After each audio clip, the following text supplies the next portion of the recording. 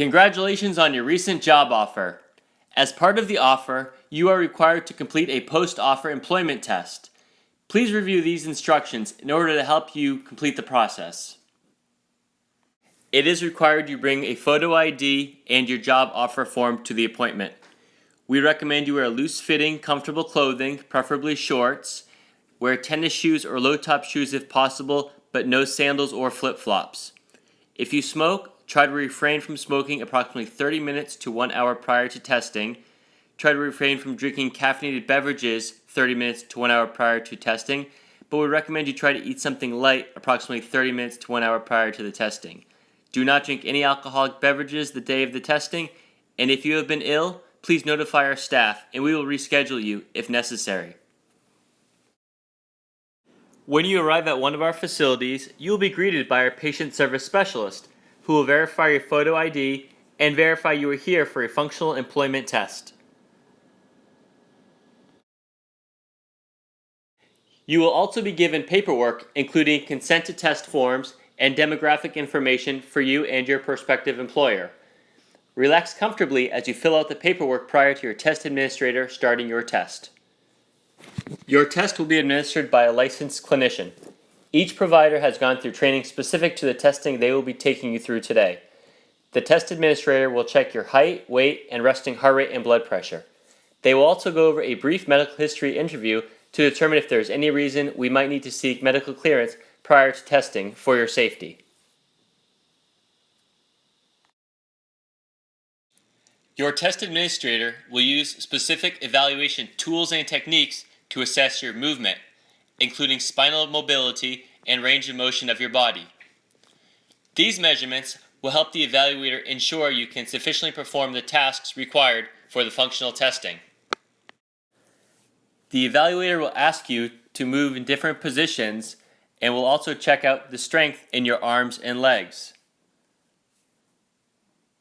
They will do this by gently pressing down on each limb as you resist their movements.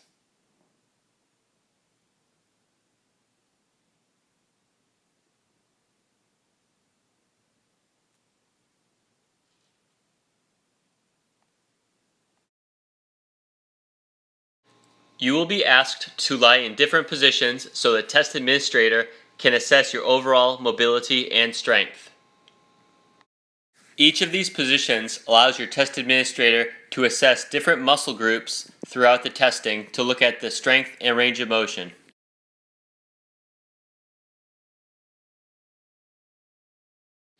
Your test administrator will use a hand dynamometer to measure your maximum grip strength. Keep the gauge close to your body, sit up nice and straight, and squeeze as hard as you can each time.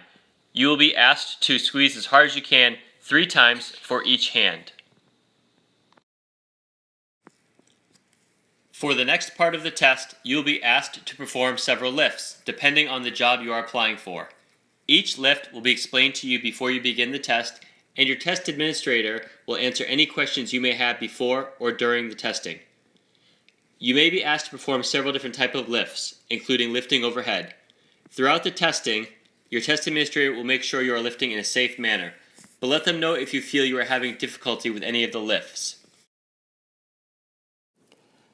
The final part of the testing will be to perform various tasks that are directly related to the job for which you are applying. Each of these will be explained in detail before you begin. They may include lifting and carrying from various levels or positions,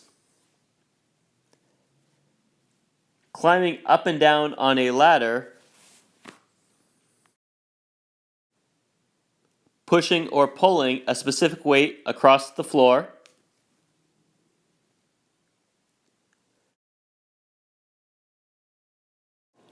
performing a series of steps for a certain amount of time or a specific number of repetitions,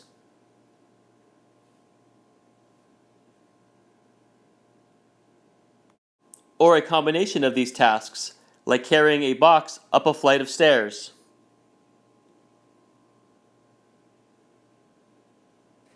When you have completed the testing, your test administrator will send all necessary paperwork to your employer. Your employer will then notify you of the results. Good luck!